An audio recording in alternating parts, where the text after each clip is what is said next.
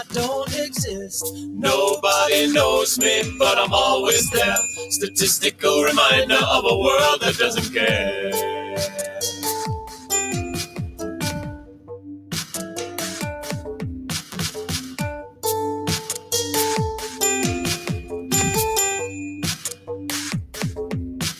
My arms unfolded old, Q malnutrition dulls my hair.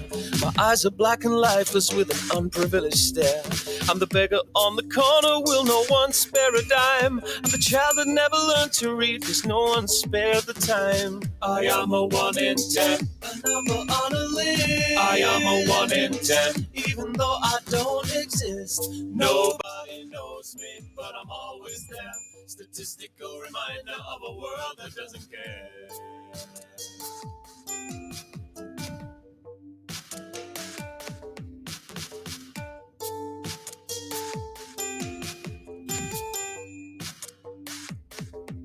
I'm the murderer, the victim, I'm a license to a gun. I'm a sad, bruised old lady in an alley or in a slum. I'm a middle-aged businessman with chronic heart disease. I'm another teenage suicide in a street that has no trees. I am a 1 in 10, a number on a list. I am a 1 in 10, even though I don't exist. Nobody knows me, but I'm always there. Statistical reminder of a world that doesn't care.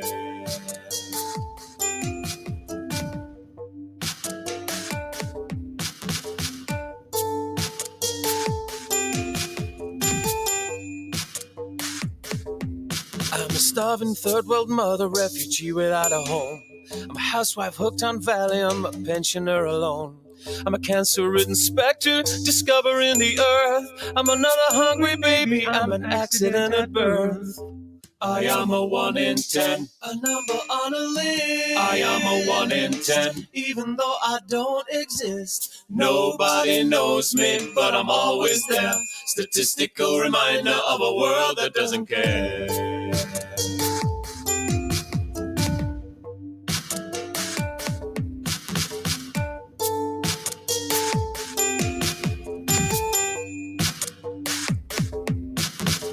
I am a 1 in 10, a number on a list. I am a 1 in 10, even though I don't exist.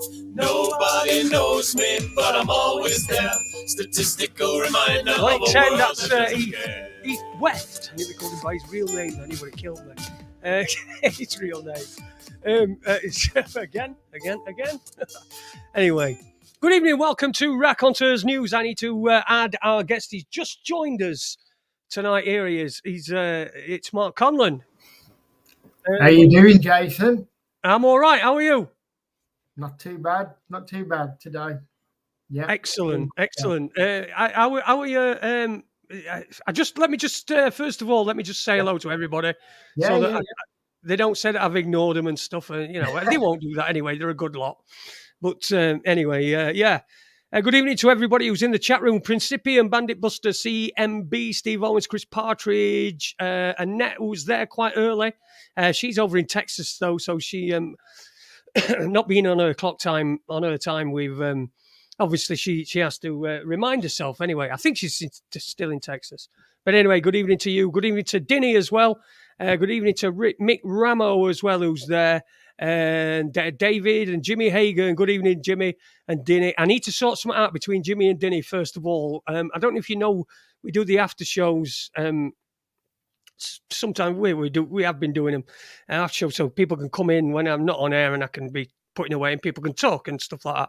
Well, Jimmy and Dinny were on. They were just me and Jimmy and Dinny on Friday.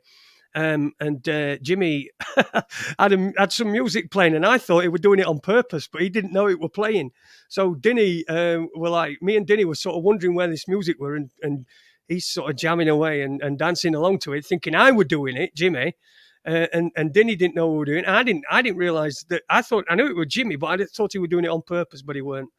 And he told me afterwards. So so don't ever go to PIR. People's Internet Radio. Well, you can, but don't leave it on because they put something else on. What else to tell you? I picked up the Raccoon-mobile the other day. Here we go. To the Raccoon-mobile. There you go. That's I picked it up yesterday. It's can you see? I've done it in colours, Mark. Can you see that? I've done it in Raconteurs News colours, orange and Oh, black. right. Yeah, wow. That Yeah, looks I good. ordered that about 8 months ago. It came. I got it yesterday. So Wow. there's That's it's nice. Motability car. My car had Yeah. already been sold as well, so it's nuts trying to get a new car. Anyway, let's get to tonight. Good evening, Mark. How are you? Okay, I'm not too bad. Yeah, carrying on. Carrying on. Yeah, Yeah, we've got you on your show tonight. On this show tonight, I mean, I had a look, and it was 4 years ago. It was in January 2018 that you were yeah, last on the yeah, show, and it's it. I've not listened to it. I was going to listen to it, but I've just had such a busy day today yeah, that I've yeah, not been able to listen to it. But I look, it's been a long time. There's been plenty gone off since then, haven't there? Plenty happened since then. And you're going to be doing a podcast as well. Should we start off with telling us about your idea for your podcast? Who are you going to have on? What sort of guests? What sort of things you're going to be covering? Because the people here, the people that listen to me, are always looking for good stuff to listen to, and I'm sure it will be. So, yeah, tell us about your podcast. Yeah, it's just a concept to come up with with Enlightened Times, it's called, which I think has been an enlightening time over the last couple of years for a lot of people, you know, even people waking up. And I just thought I want to cover a range of issues, or not issues, but subject matters, really, whether it's paranormal, spiritual, music, anything, you know, along them lines, truth movement stuff. I just want to explore all that, really, and just try and get as many people on, and just probably do what you do, to be honest, Jason, and talk to people. Well, yeah. I mean, that's all you can do, really, isn't it? Yeah, It's talking to people. That's the greatest weapon we've got, is communicating with each other. yeah, And we can do that over differences, places, and stuff like that. So that makes us different to everybody else. And I agree with you that a lot of people out. Do you know? I don't know whether the word "waking up" is right, and I yeah, don't know if people don't like it, but that's exactly what it is, isn't it? It is yeah, waking up. It's waking up to what's going on. I mean, in this yeah, country, in the world as a species, we're at war, and there's more and more people realizing that we're at war, because yeah. 99% of people don't really realize that we're at war.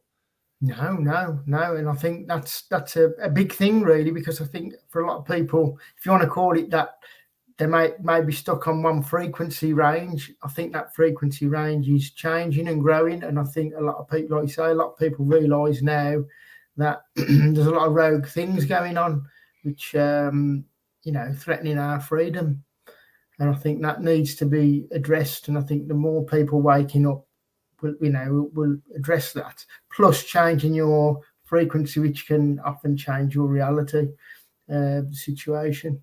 So. It absolutely does, doesn't it? It absolutely Yeah, does. Switching your frequency and switching. No, I don't suppose the way you think, but sort of just stopping and thinking and yeah. Anyway, tell us about your background. You're a counsellor, aren't you? Tell us about your background. Tell us about what you've I've been done. inside. You're no spring chicken. I don't want to, age you or anything, but we're around about the same age. So, what's your background? Well, I started out in music, actually. I was a drummer in several bands and did some session work. Appeared on the BBC in a drama and things like that, and done some background music for Channel 4. That was licensed for an extreme sports programme. Then went on, got a regular job, I'll say, involved in carpentry and joinery.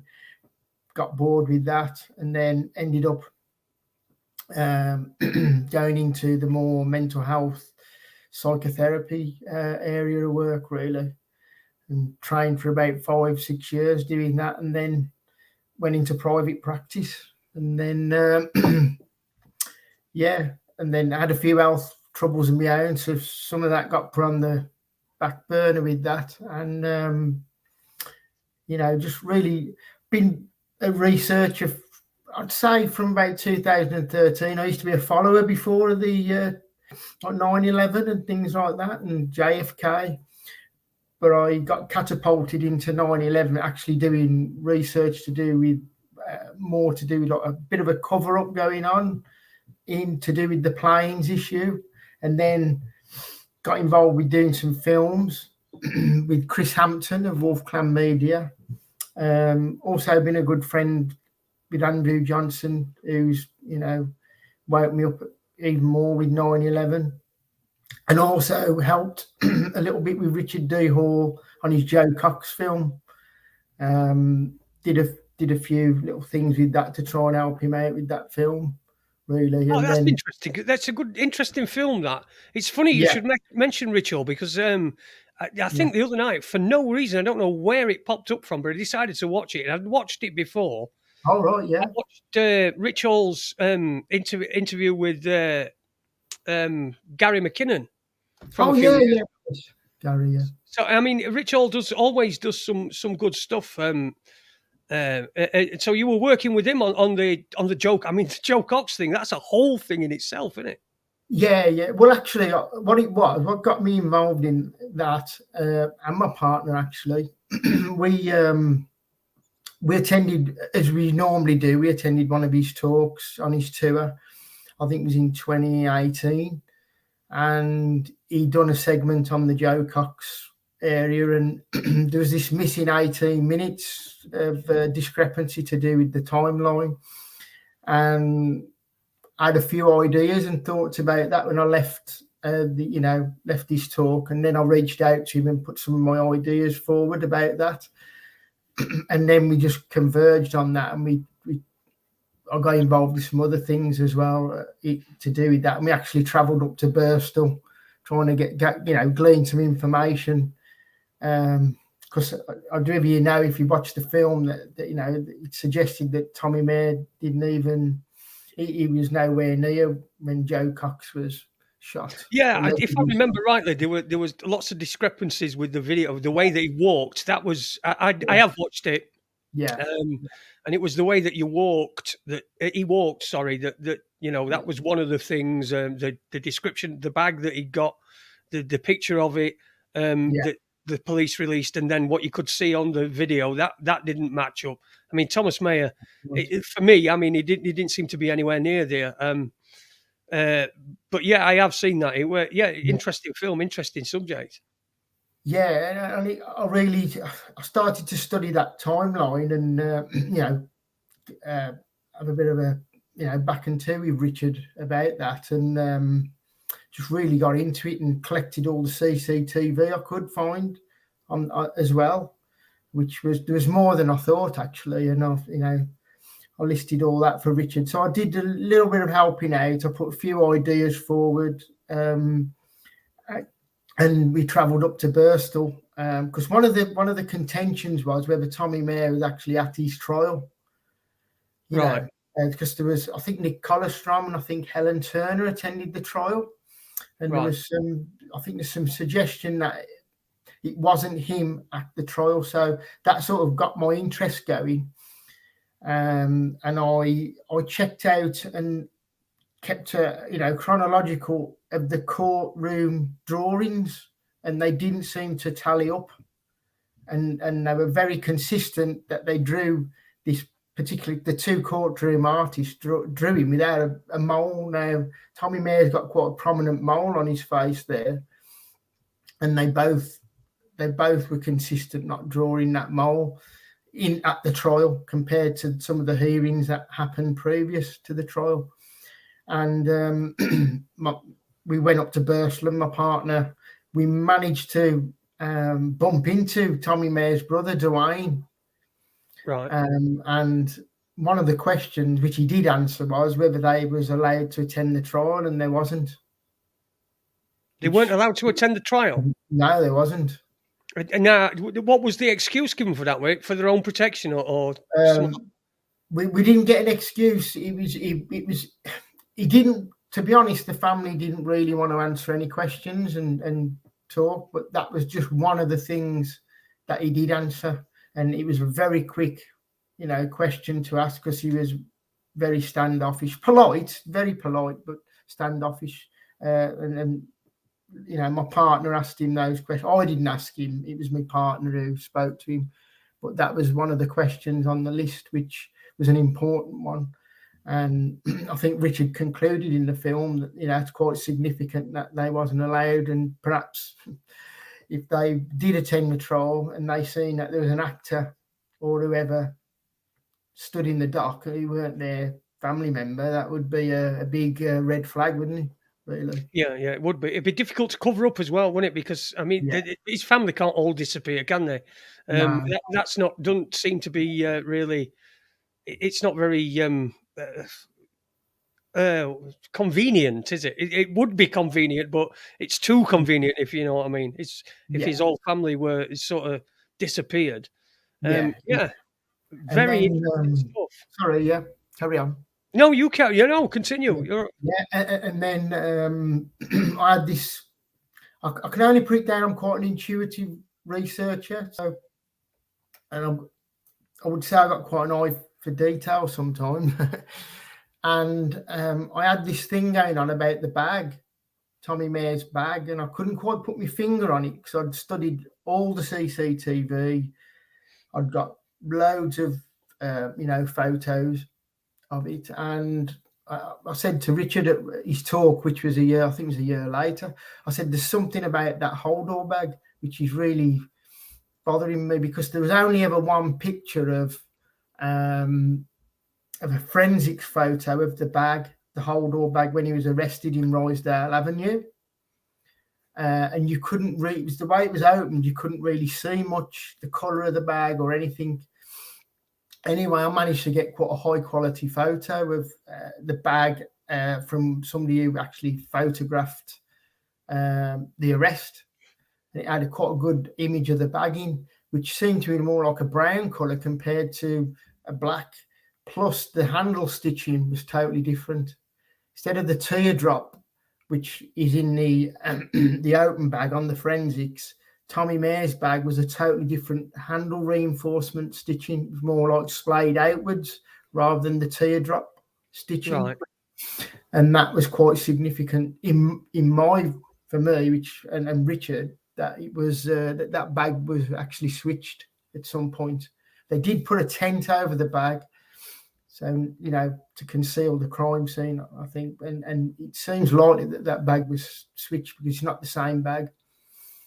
And of course, when he was arrested, there was somebody that there did seem to be somebody come over and take a look at him and then walk back, and it looked like the guy that had been in the video, the video that was allegedly Thomas Mayer. Yeah, that's correct. Yeah, and if you look just after in that video, they're actually they look like they're eyeing up the bag. They converge around that hold door bag. Whether that posed a problem, because they wouldn't have, for them. But that was one of the areas, and I think Richard used that on his show, and I think he used it in his virtual tour, because it proved beyond doubt, because if the stitching's different on them handle reinforcements, then it's a different bag. You can't argue with that. It's a different bag, and you can tell by the analysis I've done and what he used in his video, and on his tour. So. So wait, did you have you done any other stuff with Richard Hall? I mean, you've been on. Have you been on Rich Planet? You've been on Rich Planet. Yeah. I was on there in 2017. I did. I was interested in this going to 9/11, just shooting over to 9/11. I was interested in this, and you'll remember this. It was the no planes and the planes and all that, and I was a little bit bought in on September Clues, and I think it was around about 2013. I started to read. Yeah. Simon Huyton is his real name. Yeah. Oh, right. Okay. Well, let me. Sorry, I just before we get any.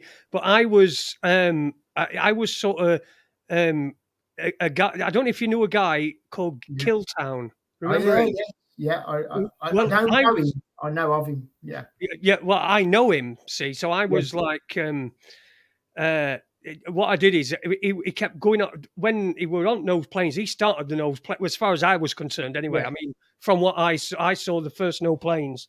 He did a good video called 100 Week to Shanksville as well. But I don't know what he was, because the funny thing was, now this is I'm going to tell you this is absolutely true. Yeah, I've told this on this story on this show many times. But Yeah, I remember this. in fact, I tried to get David Shaler on, and he agreed to Right. come on, and then backed off at last minute when I think he must have remembered because I described to him when I'd seen him. But back in, I think it was about 2006, and Yeah. I was working with Stuart. His name is Killtown, the guy who, Yeah. his name's Stuart. I think he's from Denver. But Right. he got in touch with me and he said, "How far away are you from Leeds?" And I said, "Well, I'm about half an hour's drive, 40 minutes drive away from Leeds." So he says, "Can you go up to Leeds and can you go to this thing?" He said, "David Shaler's there. I need you to give him a message." Yeah. And so I jumped in my car. He told me the message. I can't remember what the message was now. I can't remember it. But I went up and I met with David Shaler and Annie Machon were doing doing a talk we're like a working men's club in Leeds. Yeah. And I went and gave David Shaler this message. And then he said to me, he says, "Well, you can tell Killtown I'm a no-planer, right?" And then a couple of weeks, this is no word of a lie, this was probably only a couple of weeks later because it was April that I went. Yeah.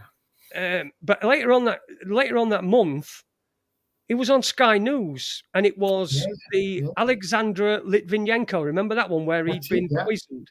He was on supposedly discussing that, and he went into no planes. And I thought, wow, this is like amazing. I've been sent with this message for him. I've told him this message, and then next thing I know, he's on Sky News and he's talking no planes. You know, he's hijacked this Litvinenko interview.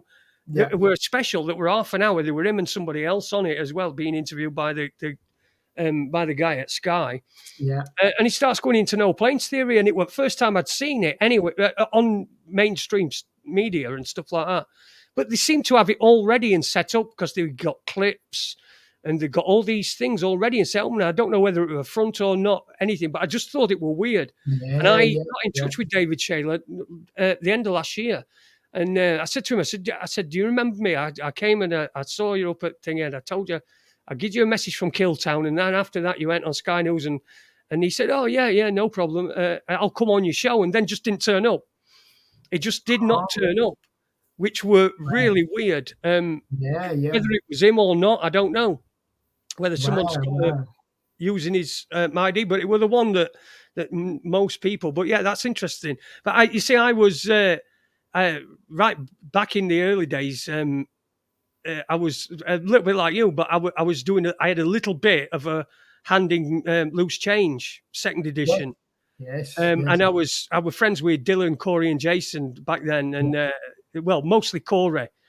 That I were friends with. I didn't really like Jason and Dylan very much, but Corey, I were friends with Corey, and I did a bit of research and that went into loose change too. So it's quite interesting that we've got a parallel as well. But it's a long time ago. I mean, we're talking nearly 20 years, aren't we? For loose change. And I think part two, the second edition was probably their best one, wasn't it? I think. Yeah, it was. Yeah. It was the one that everyone saw, weren't it? Yeah. But you see, the thing with loose change was, now I were involved for quite a while with him, and I'd be speaking to him. I was speaking to Corey, but I did speak to Dylan and Jason quite a lot. Now, what worried me about it was that they kept moving things. So what they got back then, I don't know if you remember, it were forums, mostly forums. Yes, people were on. And every time they got a forum and they get thousands and thousands of members, and then they'd move it. So there's all that information that's been posted on this forum, and it just completely disappears, and they'd move forums. And they kept moving that until it diluted it right down to there weren't very many people there. So interesting stuff. I remember on one of the forums, they actually put a little disclaimer, wasn't it, that you can't talk about no planes. That's right. They were doing it all the time. Yeah. Which was interesting. That were cool. That were about. I mean, I think there's a bit of the definition of no planes is quite confusing, I think, for a lot of people. Sometimes, I think there's them who think no planes and video fakery. You know, the CGI element where composited planes into the videos or had actors on the ground filming. And you've also got those who say there's no plane at all hit, nothing at all hit. It was just a complete CGI rendering of the videos. And I think there's more on the school of thought with me is that there was something in the sky, which was a very clever illusion. Whether it's as David Shayler, I think, alluded to this, one of the earliest was there was sort of a solid object, but was projecting more of a plane, because witnesses and people who actually are now in New York actually witnessed a plane. But obviously, as you'd know, Jason, there's a problem with the physics and the crash, the collision. There's problems of anomalies in the videos, which is like the missing wing, which I've done a lot of analysis on over the years. Plus, there's this, what I would call, there was a cover-up happening of trying to discredit certain videos that captured the plane, the Michael Hezekiah one being one of them. Yeah. That seemed to be really a massive effort to discredit that video. And there was all sorts of, I can only put it as BS put out about it when I really looked into that stuff. And I spent at least about 7 years writing up about those, that cover-up, to be honest. Is that where is the Hezekiah? Sorry, is the Hezekiah video the one where the plane sort of the wing sort of goes behind a building that's it shouldn't have? Is that the one? That's what they say, yeah, that's what they say. Although it should have, they said it shouldn't have gone behind the building. But when you look at the position of the buildings and the parallax of the video, it should have gone behind the building. Yeah, but that's that what video, yeah. And then they said that he never took that from the ferret, from the ground. It didn't marry up with the trees and all this. So there was a lot of disinfo put out about that video, which I sort of untangled over about a few years, actually, and pinpointed exactly where that video was taken, which was on the ferry boat, about 15 feet to Carmen Taylor's left, where she took her photographs. And funny enough, this year, a video surfaced from the ferry, and he actually pans around, and you can actually see Michael Hezekiah and Carmen Taylor. Actually, right, okay. Yeah. So it sort of confirmed a lot of what we were, a lot of what I was looking at with that, looking into that. And the anomalies are very, very odd. You've got like 6 frames where the wing completely disappears for 6 frames. And that's not just caught in like the Lou Korshine or Lou Korshesny video. It's caught in the second plane of the Nordé, and they had like professional cameras. So you can't say really it's compression, because it's from all different directions, and it seems like 6 frames is rather a lot for a wing and tail section to completely disappear. Now, when we was doing the 9/11 Alchemy film, we reached out to some of the videographers, and I think what had happened, a lot of them have been so demonized they didn't want to talk to us, although we managed to talk to 2 or 3 of them. And they were quite honest. But again, going back, I've spoke to various witnesses who actually witnessed the plane. I had a friend actually in New York who again witnessed the second plane. Now, they seen something in the sky. Even when they're videoing, people were panning with the plane, some of them. So what were they looking at? They were looking at something. And obviously, on top of that, you've got other unrelated things. You've got the Earth's magnetic field actually spiked at the time when them plane holes were made at every event. And Dr. Judy Wood put that in her book, Where Did the Towers Go?, to do with the buildings. When the building, she called it, went poof, disappeared, turned to dust. There was a spike in the Earth's magnetic field. And then we managed to correlate some of that when we looked a bit deeper into that, because she did the work on that. She's credited for that. But we checked out the Shanksville event, we checked out the Pentagon event, and we checked out the South Tower plane, and they show spikes in the Earth's magnetic field. Now, whether you think a missile was travelling, which was projecting some type of illusion of the plane. Missiles don't really cause the Earth's magnetic field to fluctuate like that. So something else was happening to create a plane-shaped hole. And, possibly done by directed energy of some kind, because the crash physics just does not add up at all for them plane crashes. So just to go on a little bit there. So once I'd done that particular research, I always had the question. I think you'd asked me the question before. Well, if them weren't them planes, then what happened to the other planes? What happened to the planes? So that's what catapulted me into starting that research, which I did, which I was going to put in a book, but that got a little bit waylaid because of some health issues I had. So, I'm still planning on doing that book. So I went quite deep into the plane issue to find out exactly what happened with them planes, and I did glean quite a lot of new information on all 4 flights actually. I mean, even today, we're talking 20 years on, over 20 years on, and it's still an incredible amount of information. I mean, I think about all the time that I spent up researching through the, because I were a DJ, see, so I'd finish work, and I'd come home and I'd be home at about 4 o'clock in the morning, something like that, and probably won't go to bed while 10 because I'm just researching and watching stuff, and it were a crazy time.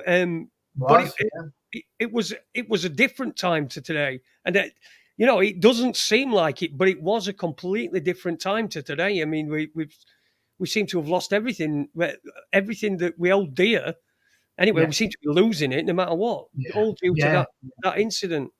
Oh yeah. I mean, that was for me, there's some turning points obviously in history as far back as you go. I mean, what I would call my partial awakening was actually in 1988 to do with the Jfk assassination. So I got quite heavily into that, researching that, as in following researchers, not me doing the research. So I had quite a lot of books on that stuff and documentaries. The Men Who Killed Kennedy was one of the main documentaries that sort of woke me up, actually, that, if they can kill the president, then who among us is safe, and cover it up for 25 years back then. So, and then it went on to the RFK, MLK, Martin Luther King, Malcolm X, and it just went from there really. And I think the Diana event then in 1997, it was almost like, and I think you'll remember this, Jason, it was almost like a complete energy change when that happened. Yeah, it was a really odd time. It was almost as if we woke up in the middle of the night, sort of thing, because we woke up the next morning on the 1st of September, August 31st, she died, weren't it? Yeah. The 1st of September, everyone woke. I remember it like it were yesterday. Yeah. It was almost really odd. It did. It seemed to just go dark for a while, and really bad. What's your thoughts on Diana? Since it's Jubilee time. Yeah. Okay, then I'll go on a bit with the Diana. I think it was last August. How can I put this? I was getting. I felt quite an intuitive feelings again to go and look at Rick Clay's work. Remember Rick Clay? Yeah, I remember Rick Clay. He died in about 2008, didn't he? Yeah. So I started revisiting because I thought, his work's just as if it's been forgotten, his research. Yeah. So I started revisiting that again because his blog no longer existed, unfortunately. The Cosmic Mind, they disappeared.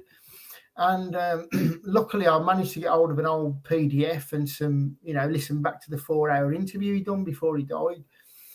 And again, that sort of, I think there was some really good connections he made to do with the royalty and the connections to Princess Diana being personified as the Egyptian goddess Isis. Now, if you remember when he come out with ISIS, that was before ISIS existed. Yeah. The terrorist organisation. So he connected that Diana was personified as the Egyptian goddess Isis. Now, Diana's official perfume was actually called, guess what? Isis. Can you believe it? So, and then he connected that she gave birth to William, which should have been the son of God, so to speak, the goddess, on the 21st of June, Right. which is the summer solstice. Yep. So this got me sort of really, re-engaging in that and what that really meant. And now Rick Clay put that forward as it ties into something else I've been looking into, which I'll get onto.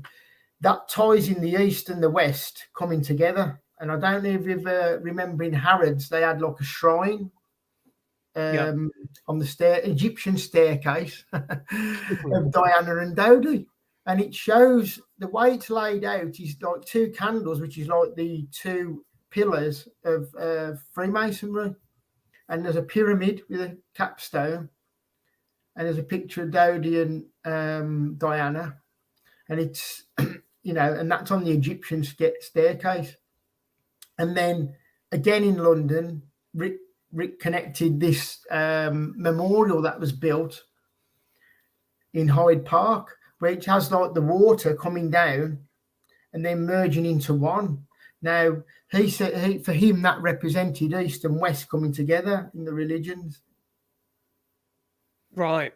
Which I thought was quite ahead of his time back in 2007, 2008, Yeah, Steve Owens has just put in chat room, Rick Clay, the Leeds fella. I think he was from Wakefield, weren't he? Weren't he Wakefield? Yeah, I know he was close to Leeds. I think he may have lived up in Leeds.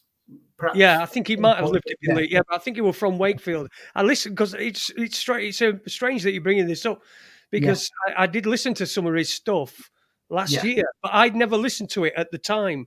Do you know? Right. He I'd sort of missed him at the time.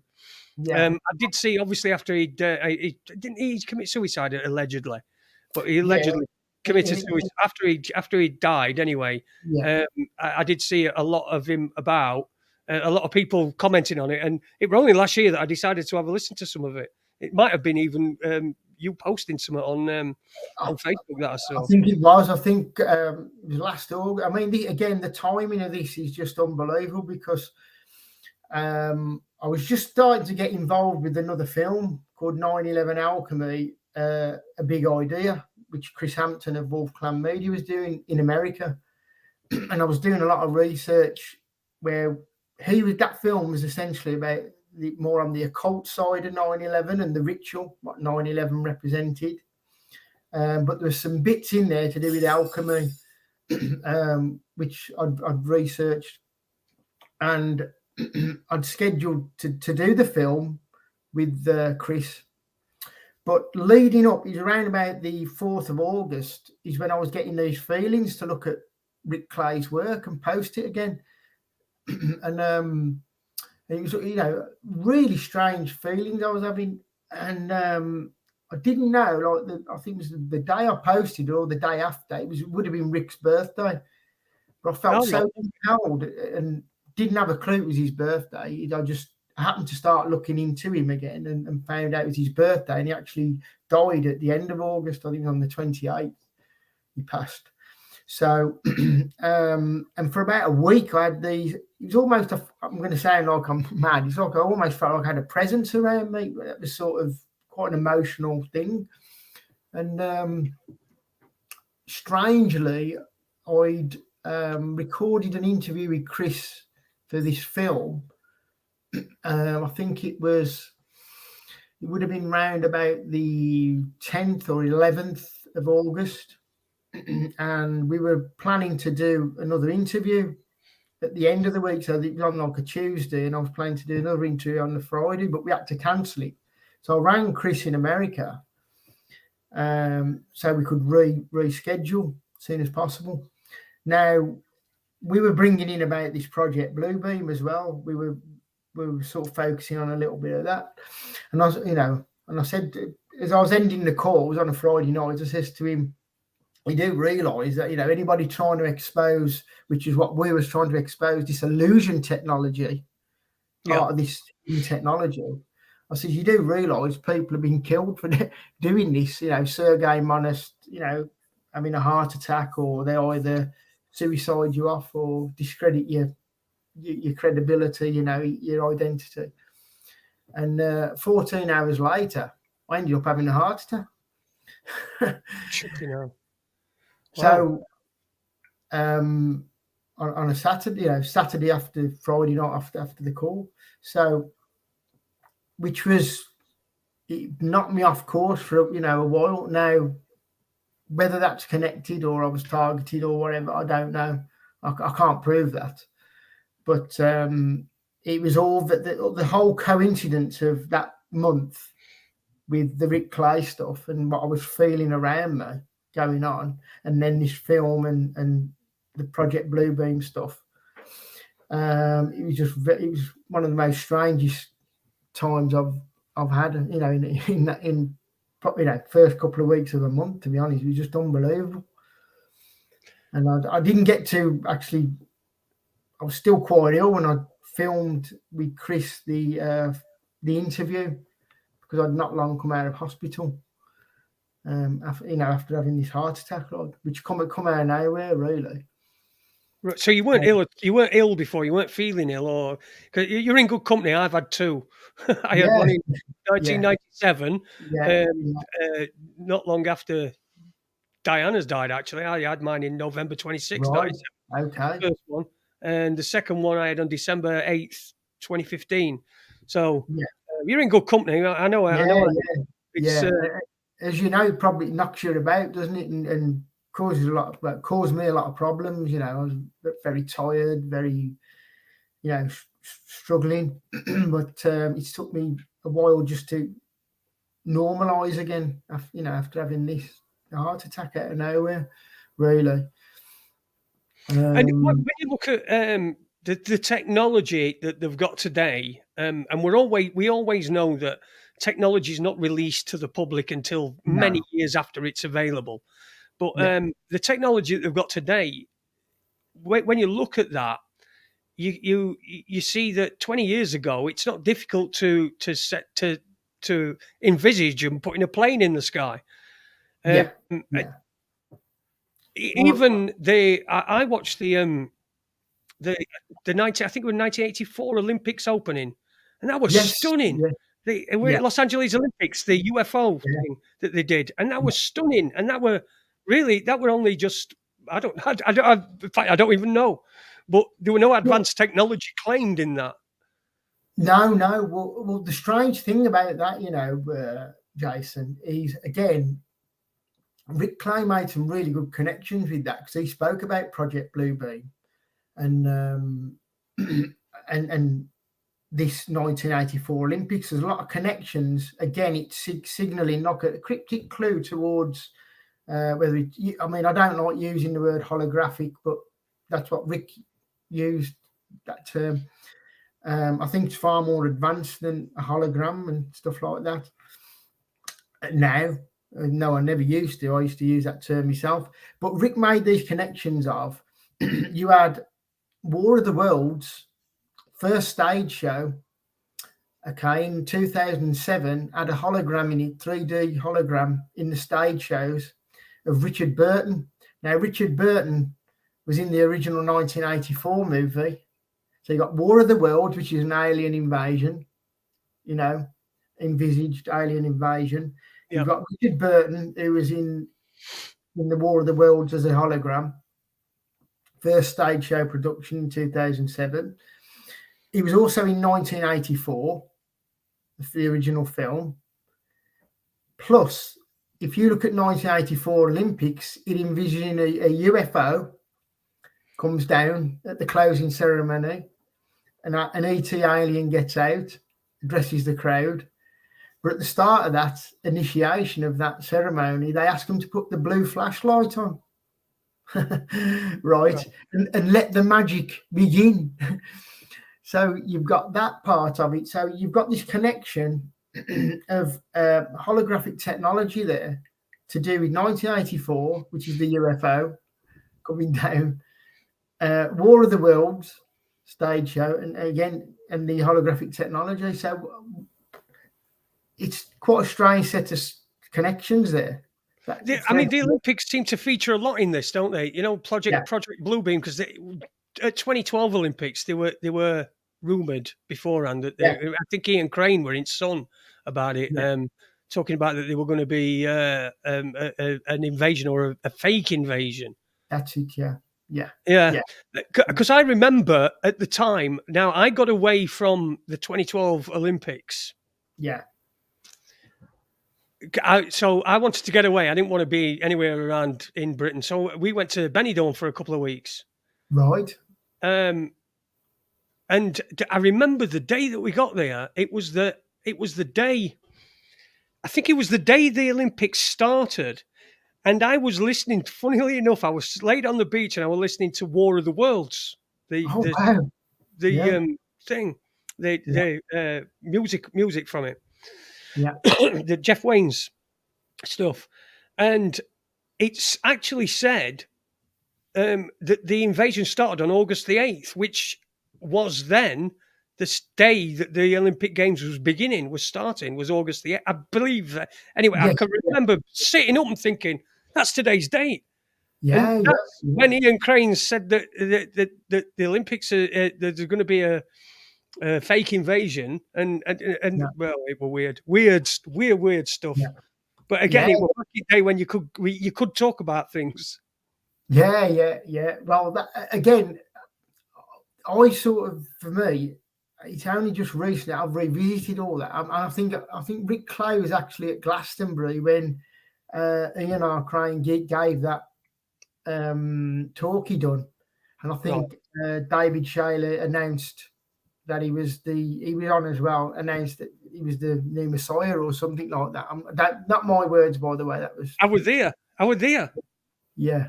Were I there? So. Sure, I were. Yeah, go on. Yeah. So, according to Rick, that had a bit of a profound effect on him. That he was attending that and seeing, them two talks type of thing.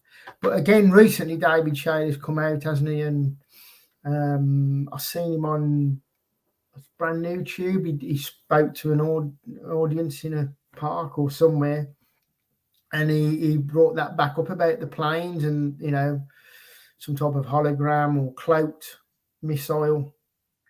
Well, you see, now you know I put that idea in his head. Right. Okay. Serious. I don't even know why. I don't even know what the purpose of it were. It was just really weird. It's like the sort of thing that happens in my life. Like these weird stuff just happens. But yeah, a bit like yourself. Yeah. You've got to be in it to know, aren't you? That it's you've got to be in it to know. But it is weird. Yeah. So all that connection, because just going back to the film, I'd come into possession of a patent, which was to do with the Navy, how they can project through plasma. They can project a countermeasure if there's an incoming missile and it's trying to seek out an aircraft. They can project multiple aircrafts into a space or air with plasma to confuse the missile that there's multiple aircrafts in the sky. You see? Wow. So again, and it says in the patent, it can create a 3D volumetric image, ghost image they call it, of an aircraft, and they can even do it as a ship. Right. And this is their words, not mine. It's all laid out in their patent. You see. And it's right. So it appears that there's a ship there and there's not. But again, it's. The technology is such that there's things you've just seen that car. I've just bought a new car. Well, just got a new car from Motability. It's got a rear camera, reversing camera. Yeah. Now that camera is sort of facing sort of down. So and when it's got a little screen in it, and when I'm reversing, it shows me where to go. Now, the amazing thing about it is this: it also shows you in real time above you, looking Yes. down. Yeah. I just can't work out how it does it. I just Yeah. cannot work out whether it does a scan of the area and that makes a 3D, renders a 3D image and then just Yeah. takes it up above. Because I know it's definitely not I know it's not looking down on my car because my car's got a black roof and this one on this screen's got a white one. But Yeah. apart from that, it's got all the weeds and that are on my drive and things. It's incredible. Yeah. Well, this is it, and I think going back, if you go back in history, I mean, there's articles in the Washington Post. They're talking about using this, in 1991, this type of holographic technology in Iraq, to project Allah into the sky, to give them a message, to turn against Saddam Hussein. So. There's all sorts of articles which I've linked to over the years to do with that and that type of technology. We call it illusion technology now because I think it's probably at a point now where it's even beyond, a hologram. I think it's beyond that. The type of technology that they've got in there. They call it the black budget technology, don't they? That we don't know about. So. But somehow they projected or done something with those planes, and that patent sort of could explain that a little bit. If they can put something into thin air using plasma, multiple aircrafts, they say in that patent, and it can confuse an incoming missile. So they've tried to play that down. Now they've tried to play it down and say, "Oh no, we can't." They're not convincing enough. Well, I beg to differ what's written in that patent, Yeah. It's incredible. It's incredible. They can actually. It's almost as if they can recreate the heat signature that that these planes would give off and everything. And although it does, it sounds fantastical, doesn't it? But if you said to somebody 20 years ago, by the way, soon you'll be able to, just get designs off internet and print your own gun. Yeah. You'd be able to print your own gun. You'd be able to just print it. And they'd have said, shut up, and they'd have been having a laugh. You're right. So it's took me off in various directions. Obviously, I'm still really interested in the plane issue because it's one of the main questions. Well, if the planes didn't hit the buildings, so it's no planes hitting the buildings, that definition, even though there was something seen, then what happened to the real planes? What happened to the passengers? You always get that question, you see. So I thought I'm going to really try and find out as much as I can about what happened with the because there was real flights that took off because they were running a hell of a lot of drills that day, as you would remember, Jason. Vigilant Guardian, weren't it? That were running. Yeah, that was one of them. There was up to 17 that I know of, and there was up to about 19, 20 planes, which were actually what they call squawking hijacking codes. Yeah. And so that's when they hit a transponder, don't they? And they call it squawking a code in aviation. Yes, but the hijack code, which I think is 7,500. Is but I can give you some of the strange things I've found out, and just quickly, a quick of each flight. Go for it. Yeah, let's do it. So flight 11, the first one. Some of the things I found out about that. There was a bit of a gate issue. I don't know if you know about that. It's allegedly that it left from gate 32.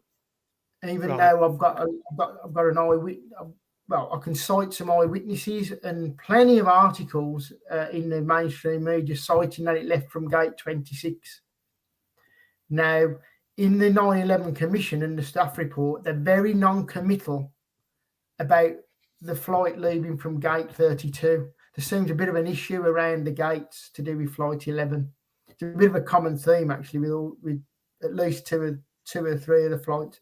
So I have got an eyewitness that I can cite who's seen flight 11 leave from gate or was allegedly the turnaround, with the placard of Flight 11 at gate D26, where passengers were congregating to get that plane.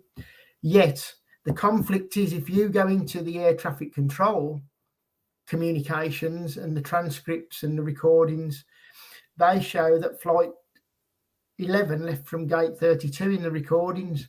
Now, the problem is there's a cleaner who actually cleaned that plane down, and he said there wasn't much activity around that plane. There was hardly any crew arriving like there should be, just one or two, and that was at gate 32. The other thing you've got, I'm just skipping over quite quickly. So you got the gate issue, which suggests there's two planes, because you've got the BTS, the Bureau of Transportation Statistics. They show that the plane never left the ground in their statistics, right? And it doesn't give a tail number. So where I'm at with this is that was probably the plane at gate 26 that never left the ground. Okay. It's very detailed, some of the stuff I've gone into. Now, the plane at gate 32 probably had just some crew on, which was probably taking part in an exercise. Now, the reason I feel this is, if you listen to the NORAD tapes, Flight 11 with the official tail number is given on its way to Washington after it's allegedly crashed into the North Tower. Right. They've sighted that plane. They give you a coordinate I Washington. seem to remember this when it was a flight attendant, a male flight attendant, who used to write down the tail numbers of all these planes. And he well, that's Flight 93. Is that Flight 93? Is it right? Okay. Yeah, I can come on to that, because you've hit on a good point there. So you've got Flight 11 with the official coordinates and tail number heading to Washington, well after the time it was meant to have crashed into the North Tower. Now, the other problem is the ELTs. Now, an ELT is the electronic locator transmitter. Now, when a plane, especially a Boeing 767 or 757s, when they hit a target or crash, they will give off a beacon so the plane can be located. Now, with Flight 11 and the other flights, which I'll explain, the ELT went off 4 minutes too early. Right, okay. Or 2 minutes too early for Flight 11, sorry. Okay, indicating it never crashed at the North Tower. Now, I've pieced together with the Washington thing, with Flight 11 heading to Washington, I was looking to find out what's going on in Washington. Now, and I found out that there was a false alert at the White House of a plane crashing into the White House. And it was, and one at Capitol Hill as well, I remember. Yeah. Now this sort of ties in again with the exercises. So I'm sort of figuring that Flight 11 was taking part in an exercise that was really scheduled for a scenario of probably a flyover by the White House, but envision a crash, because that's what was said by the Secret Service. And the fire people come out and the demolition team come out, the structural people attended that. And there was nothing wrong at the White House. Now, just over from the White House is Reagan National Airport, which ties in again, which I'll tie in later on with Flight 93. So I'm sort of thinking that, and you got this major who says when the North Tower got hit, he says, I thought the exercises weren't meant to start for another hour. He made that comment. Now, another hour actually places you at the time when the Secret Service were possibly running that exercise scenario of a plane crashing into the White House, which was at 9:46. So right. my and I've got to say it's speculation and theory, but I think it's quite a plausible one that Flight 11 took off from gate 32, but was actually taking part. It had no passengers on, just had some crew, a couple of crew, and that probably thought they were taking part in an exercise that was to do with a plane crash at the White House. Now, just moving on to Flight 175, because again, you got these anomalies. You've got this problem of, again, the ACARS data. No, sorry, the official story says it took off at 8:14. Yet, if you go into the BTS, Bureau of Transportation Statistics, it shows it took off at 8:23, not 8:14. Right. Now, the eyewitness who was behind that plane, who took off at something like 8:29, and he says he's seen Flight United 175 take off. So it couldn't have took off at 8:14, as they said. So whether there was, again, you've got these duplicate planes that were part of an exercise, but you got Flight 175 then picked up on the ACARS data ground station over in Harrisburg, Pennsylvania, I think it is, when it was allegedly meant to be in New York, crashing. It was still picking up ACARS messages and receiving an ACARS message. And then it's picked up again on Flight Explorer at 10:25 over in Connecticut. I mean, this is all conflicting. That was actually shown on MSNBC at 10:25, and it seemed to be heading back to Boston at that time. So it was still in the air after it was allegedly crashed. Again, you've got the ELT data showing that it went off 4 minutes too early before the crash. So again, it's another anomaly there with Flight 175. And then, as you correctly, with Flight 93, there's a whole lot of evidence with this. Now, the official story says it took off at 8:41 from Newark. Now, the problem you got with that is, again, the ACARS data, and it's the official ACARS data, shows the wheels off time at 8:28, not 8:41. Right. So, again, you've got this, seems like this duplicate plane situation going on. Whether it's a simulation, I don't know. But again, you got Flight 93's picked up over in Champaign, Illinois, at the time when it's meant to have crashed. Okay, which is over near Chicago, nowhere near Pennsylvania. And then the air traffic control completely contradicts that official ACARS data by saying, if you listen to it very carefully, they give the last coordinates of Flight 93 on the air traffic control 15 miles past the crash site and on its way to Harrisburg, which is heading towards Washington, which is 65 miles past the crash site. Now, the area of research, which not a lot of people don't know this, and it was kept quite low in the commission. They buried it. Flight 93 filed a new flight plan, which had to come from the plane. And it filed its flight plan to Reagan National Airport to land at 10:28.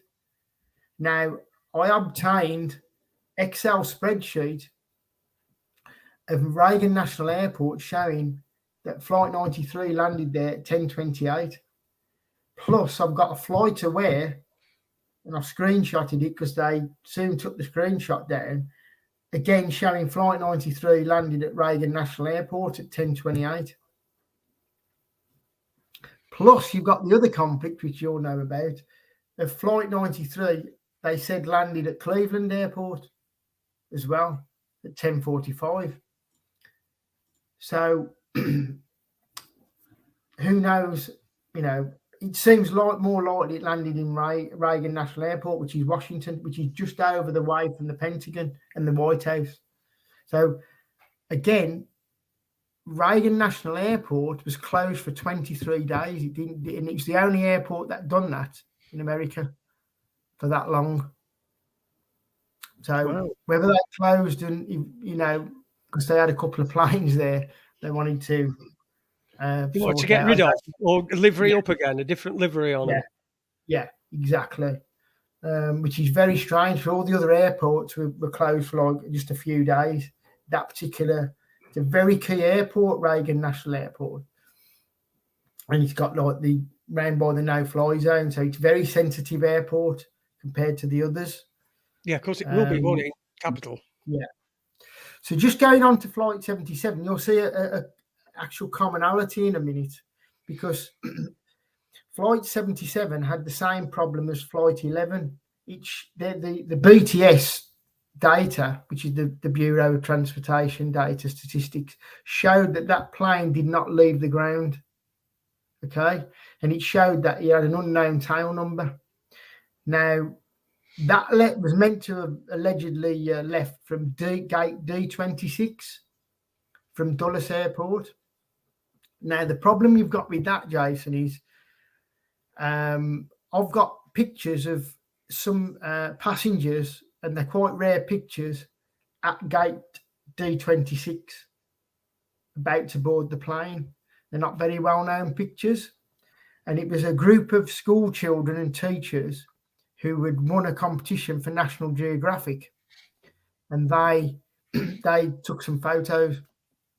And I checked out, it is gate D26. I've checked Dulles Airport, and it's the only gate that has a ramp by it, which is very, how can I put this, very significant. You can marry up all the photos. Now, the problem you've got is, it was pilots for 9/11 Truth. They looked at the positional data where the plane was parked. Flight 77 was allegedly parked at the airport, and the positional data did not match up to gate D26. The plane was on the opposite side of the concourse, either at gate 19 or 21. Okay, right. So again, it's showing a gate issue. There's something going on where, and apparently this plane took off, yet the BTS data says it never took off, and it doesn't give you a tail number. Now, some evidence which I found was some radar evidence which shows that plane did not turn around on the border of Kentucky, like they say, Ohio and border with Kentucky, and go back round towards Washington. That plane actually carried on. And it carried on all the way over Missouri and actually passed over St. Louis Airport and turned round and then flies back towards St. Louis Airport and then goes off radar. Now, I don't know if you're aware of what happened at St. Louis Airport with some passengers that fled. That they thought were terrorists. No. I've heard some stuff about Cleveland Airport, but not St. Louis Airport. Exactly. So this is again when I've been finding out a lot of new stuff, which I want to, detail properly in this book I'm writing. So you had a couple of passengers that allegedly fled from St. Louis Airport to Texas, to I can't remember, not Houston, might have been Houston, over in Austin. Texas. Yeah, somewhere like that. Anyway, they were picked up and arrested. Now, I just find it strange. If you go into the air traffic controllers, because they said the transponder was switched off. Now, there's talk in that air traffic controllers that they were actually following 77 over by Missouri, which backs up the radar data that I obtained. And that radar data come not by me doing a freedom of information, by somebody who runs a site called 9/11 Maps, and he put all the coordinates together to do with the radar data. So my contention is that a plane did probably take off from Dulles, but it was not a plane that took off from gate D26. Again, I think that plane did not take off, that then passengers boarded at gate D26. And I think that's what explains that data, because it's baffled researchers for years, that data. As in, like, saying that the planes didn't take off. And why has it got an unknown tail number? And that's because that plane probably boarded the passengers but never left the ground. It would also explain how they could make mobile phone calls as well. Yeah, because there were a lot of them, weren't they? The transcripts, there's transcripts and there's actual audio, isn't there? I think Betty Ong is one of the flight attendants who was on I think she was supposed to be on flight 11, where 110175. Yes, that's the And one. she was describing New York, but we didn't know where she were. There's buildings and water, and no, Yeah. that sort of thing. Now, Betty, she flipped something out in that, Betty Young, where she says, we're the first. I mean, again, my contention with this is they probably had flight crews on these planes, and that's what they were doing, because if you look at Amalgam Virgo 02, they were using actual Delta airline employees, flight attendants, pilots, FBI were terrorists. They were actually running exercise that would have involved an actual real airline going up, taking off. I think it was flying to Salt Lake City, where they'd simulate a hijacking. That was scheduled for 02, and there was a number of live fly exercises going on, and one of them on the 31st of August 2001 has simulated cell phone calls. right? And that's well documented, you see. So so if you can imagine, them want to put the passengers, or passengers who were taking part, who may have been actors, I don't know, but I think there's a very limited flight crew who might have been on some of these planes who were actually taking part in the exercises. Some of them might have been blips on the screen as well, out the 20 that I can cite, which was squawking hijacking. And I know Delta, not 1989, there was a Delta 89 that was also squawking and hijacking over by Cleveland and Toledo. Right. Now, if you go, the strange thing about this, which really opens the exercises up, which again isn't well known, at 9:52 in the morning, over in what they call Ann Arbor in Michigan, there's a report, and you can hear the audio version of it. There's a report of an ELT going off in Ann Arbor in Michigan, which is just up from Cleveland and just across the way there. So again, and there's no report of a plane crash in Michigan, is there, on 9/11? No. So they were obviously running some type of simulations with these ELTs, which they're just transmissions, and they could have transmitted them from anywhere. It doesn't have to come from a plane, which has never been explained in the 9/11 Commission. I think they do reference it, but I don't think they go in, again. They just avoid talking about it. So you've got all that data, and it's official data. This isn't me making this up. I'm trying to lay out all this official data and showing people the conflicts that's going on. And I've even gone into witness testimonies that the FBI got, which people going down to gate 32 to check the plane because Amy Sweeney and Betty Young, who was on flight 11, both said they was on flight 12, not 11. Wow, there's just a ton of stuff and anomalies and things. Yeah. That I mean, we were doing back in loose change days. We were doing stuff on Cleveland, and we were looking at the reports that Flight 93 landed at Cleveland. There were reports of that, and that people disembarked, or there were 200 people disembarked from it, and there weren't actually 200 people on Flight 93. Well, that could have been. I'll tell you with that, Jason. There's a guy called Dean Hartwell. I'm actually friends with him on Facebook, and he's wrote a book called Planes Without Passengers. And one of his theories that he puts out is he contests that perhaps the passengers from Flight 11, which may have been sent to Gate 26, actually got on 175, and it was actually Flight 175 that landed at Cleveland, Flight 93, because in the description of the Cleveland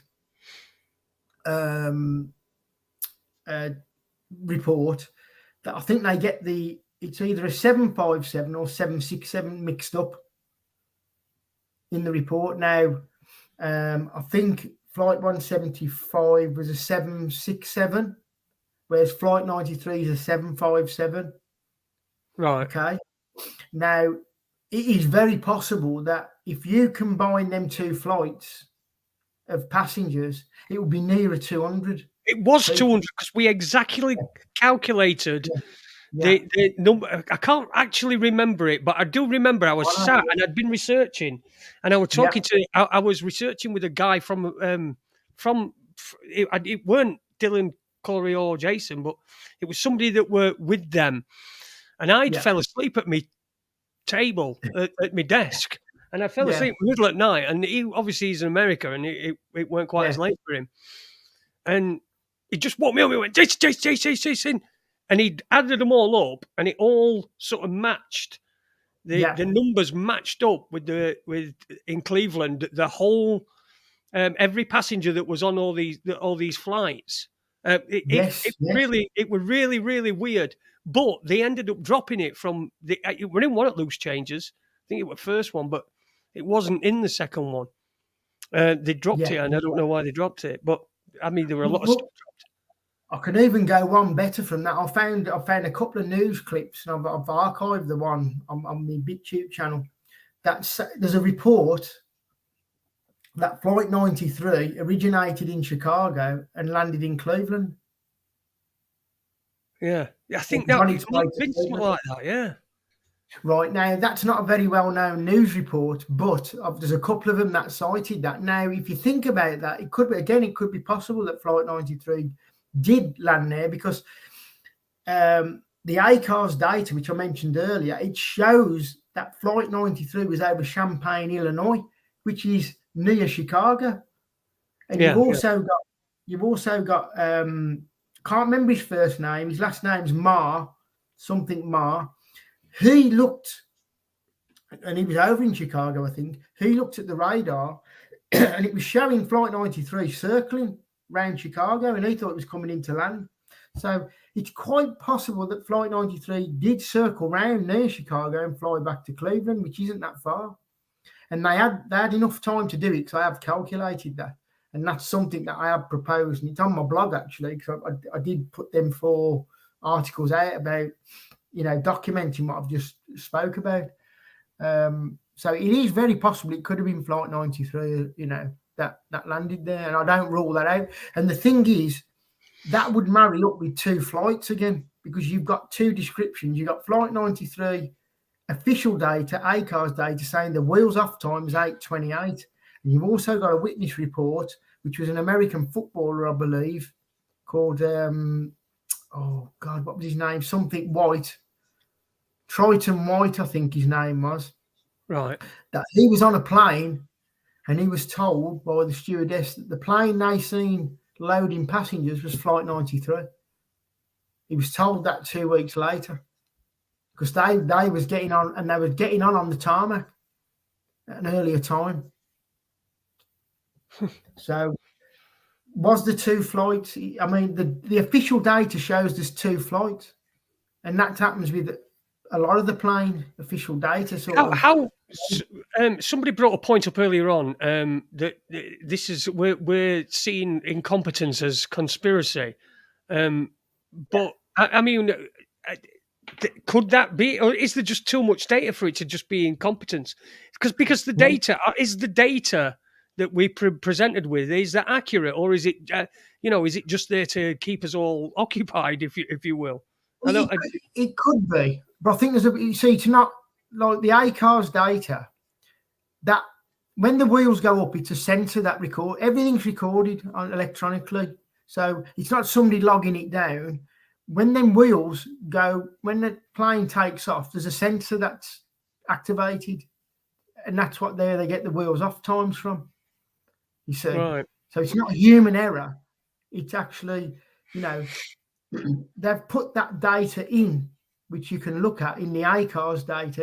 And they didn't want to release this data. This come out through Freedom of Information by somebody called Warren Stolt or Salt or something like that. I can't remember his name. It's been that long since I looked.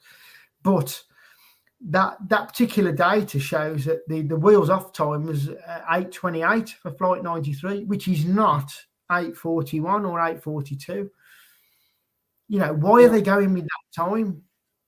You know, why are they going with that time in the Warren in the 9/11 Commission report? You know, I nearly went into JFK. Mission's muddled up. Yeah. So, you know, and something else to mention, because I'm just while I'm on about this is, are you aware of some of these connections to the number 23? I've heard things, but I've not really I have looked. posted a lot about it on my Facebook.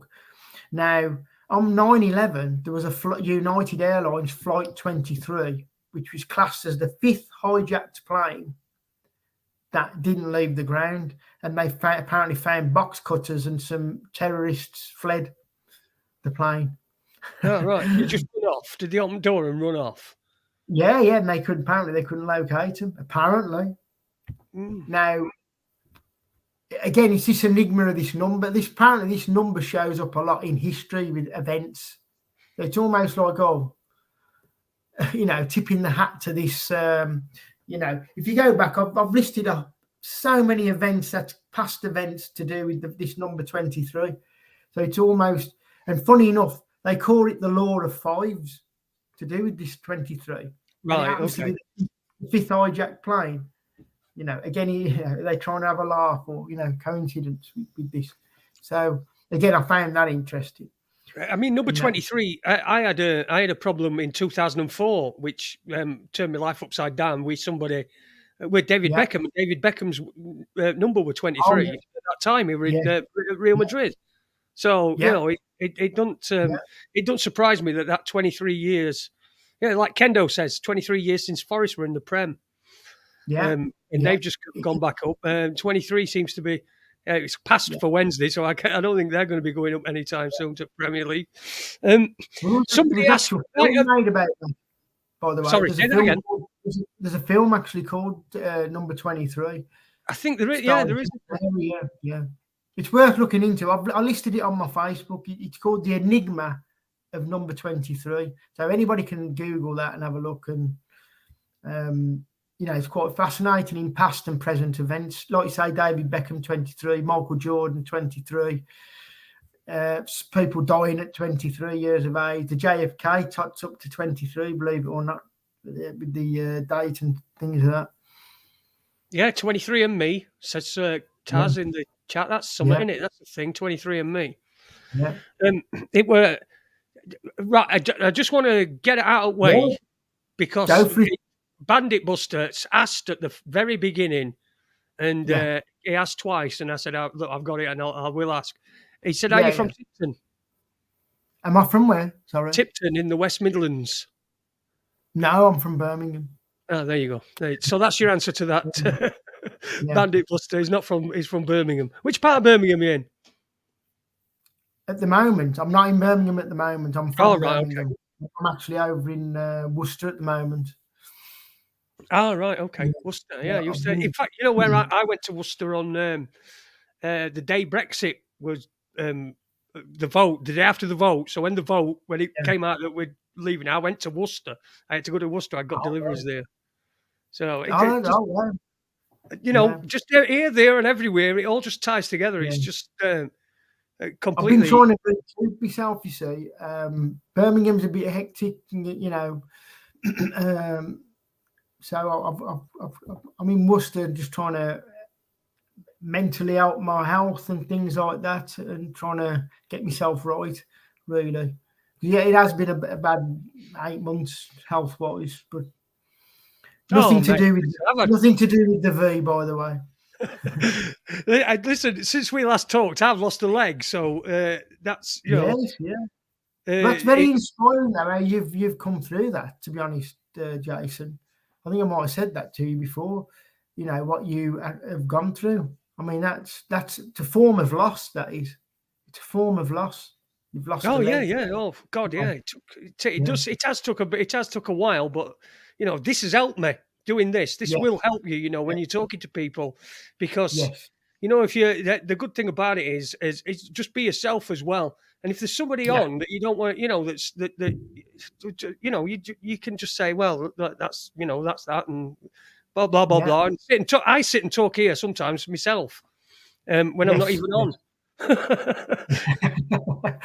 Yeah, This, you're right. Well, that's one of the reasons I did that, was to try and, you know, really get me to engage mentally again, because I haven't felt like doing a lot with it does this that stuff. to you, doesn't it? And I used Yeah. to have to force myself. I've got to admit, I did when I first were. But luckily I had Andy at the beginning, but he left after I got my prosthetic on. Right. Yes. But it has been difficult. I mean, it has been difficult, but this really has helped. But I want to warn you, if you're doing your own podcast, you get attached to them, these listeners. Yes. And then you Yeah. feel like you're letting people down when you don't do it, and you feel crap. But nobody ever says that to you. You know, you're letting people down, but you just feel like it. But anyway, Yeah. I can see that question there. Yes, there was an anomaly with Building 7. In fact, this isn't my research. This is Dr. Judy Woods, because I've read her book several times. Building 7 had a seismic reading of 0.6, and it didn't have what they call an S or a P wave, primary and surface waves, which proves categorically that it was not a controlled demolition. It proves categorically. Now, a lot of truth people will not give you that caveat. It looks like a controlled demolition, but I can assure you it was not. right, Because okay. But the building fell as though it was a fell, controlled demolition. Yeah, but that building was what they call lardering up. It was being, I'm going to go a bit technical on the term. It was under molecular dissociation from inside. That building was slowly turned to dust. If you look at all the photos and footage, they will not show you the back of that building that was having, or the side of the building that was having, all of that was being gutted. You can see it being dragged out the building. Now, a 0.6 seismic reading is the equivalent, more or less, to a jackhammer on the floor. And that now, the non-existence of a primary and surface wave is the equivalent. If you imagine getting up off your bed, right, that's the ground coming back up, because the building is turning to dust. And you see, again, it was pulled. Now, that particular, I wouldn't trust the word Larry Silverstein says. That word pulled is trying to associate it. Again, this is NLP trying to associate it with a controlled demolition. Yeah. Okay. Now, again, this is their data with the seismic. Now, if you go back to the North and South Towers, they, I think the North Tower was a 2.1 and the South Tower was a 2.3. Now, that's the equivalent to the Seattle Dome being under a controlled demolition, which is hardly anything compared to them two 500,000 ton towers.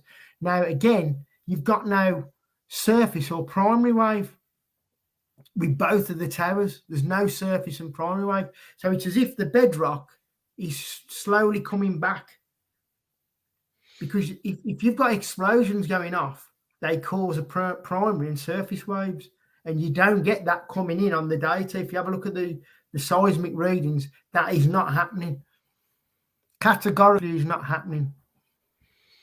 And if you look at the rubble pile, which is non-existent, aluminium surviving and paper surviving. So whatever was involved with that was not high heat. No, of course not. No. And explosions don't cause the Earth's magnetic field to fluctuate. There was molten lava for like weeks afterwards in the bottom. Well, here you go. This is the observations. If you've got molten lava, okay, then if you're putting water on that, what's going to happen? Well, it's going to steam up. And yeah, you're going to steam up. And now they had that build. They can never rebuild on that site. They can't rebuild on that site. Which one? At the World Trade Center. Okay, They so can't is the Freedom Tower or whatever it's called now? That's not on the actual site. That's just it's just outside of the site. If you have a look, it's. I mean, it was always going to be there, that particular tower, but they've had to put water features in there, and the water feature is for a very good reason. You've got a water feature as well in Shanksville. You've got a problem in Shanksville. You've got a problem at the Pentagon as well. Right. Okay. It's a very odd. There's some very. I mean, I don't know if people are aware of what happened to the 1,500 cars, which were about a quarter of a mile away from the World Trade Center. They had their engine blocks turned to dust. They were weird cars, weren't it, and buses? Because some of them were completely ruined, and some of them were hardly even touched, were they? Yeah. It seemed like they weren't even touched, hardly even touched. Some of them. So it was. Well, if you have a look at some of the Pentagon photos, because again, going on from Dr. Wood's work, we contend, and I'm talking about Chris Hampton here as well, because I'm doing the films with him. We contend that they use the same process at the Pentagon, because if you look at some of the dead bodies at the Pentagon, some of them look completely burnt to a crisp, but their clothes are intact, which is very similar to the weapons they were using that they were trialing in the Iraq War with the Star Wars program. Sorry, with the Star Wars program in Iraq, where you had burnt bodies, yet the clothes weren't burnt and paper weren't burnt, which is in their pocket. Well, the passports survived. Yeah. I mean, that's planted. Yeah, obviously, but you look at the World Trade Center site, there's a hell of a lot of paper and stuff that's not burnt. Even in the cars that are affected, they're not burnt. They've got like these weird fires. And, there's certain things certain materials that's not burnt. Very positional as well to the buildings where these cars are affected. It's not just, it's not just in one thing. It's positional, directional. If they're putting some type of interference in, it affected the Earth's magnetic field. It's absolutely all over the shop, and you can correlate it with all the events of the first plane, the second plane, the first tower to turn to dust, second tower to dust, and building 7. Yeah. But you can even check it out with the Pentagon and Flight 93. Now, just to go back to Flight 93, they say the official crash of Flight 93 happened at 10:03. Yet the seismic data shows a small trace at 10:06. So why are they ignoring that? What's going on there? Well, that were weird anyway, weren't it? I mean, did you remember the Val McClatchy picture, End of Serenity, when she called it, and it got licensed all over the place, and it was just a picture of a barn and then some smoke above it that just looked like it had been photoshopped in.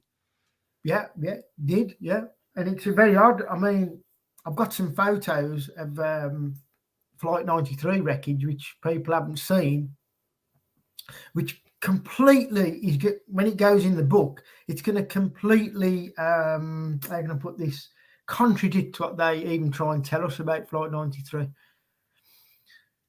It's going to, and it's a piece of wreckage that's not very well known in photographs, and it's there by accident that people haven't noticed.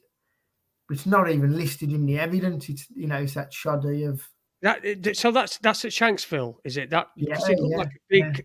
I remember they said that when the coroner said that they didn't see a drop of blood. There wasn't a single drop of blood there.